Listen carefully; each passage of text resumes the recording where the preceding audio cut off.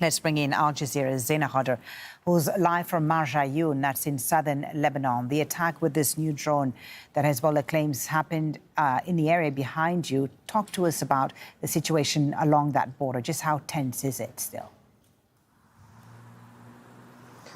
Well, the tit-for-tat exchange of fire continues between Israel and Hezbollah. It's at a lower intensity than what we witnessed last week, but nevertheless, it is still an active front line. That drone, that FPV drone, appearing in a new Hezbollah video, what they say is that they hit a military position in Metullah. You're not going to see it well because the weather is not too good, but it's that hill in the distance. It's empty from residents, but they hit a military position. And according to Hezbollah, they hit a system that detects drones. So this is yet another message from the Lebanese armed group telling the Israelis or trying to discourage them from widening this war. And this is what they've been trying to do for the past few weeks, showcasing their capabilities slowly, gradually, unveiling their new arsenal. We heard from the Secretary General Hassan Nasrallah on Wednesday night saying he has a surplus of fighters and a surplus of weapons, to engage in, in a much wider conflict.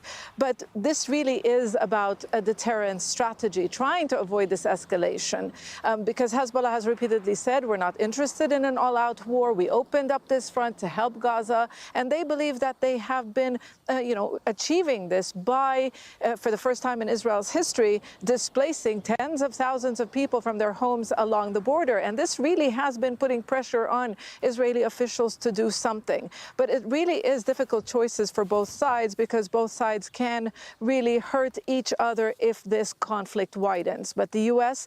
has been exerting a lot of efforts to try to de-escalate tensions. It has failed to find a diplomatic solution. But what it is trying to do is ensure that this conflict remains limited, contained, and for the time being, both sides are still sticking to the unwritten rules of engagement, which means that geographically it's close to the border region, and it's just that they're targeting military positions. Zaina, thank you very much. That's Al Jazeera's Zaina Hodder reporting there live from Marjayoun in southern Lebanon.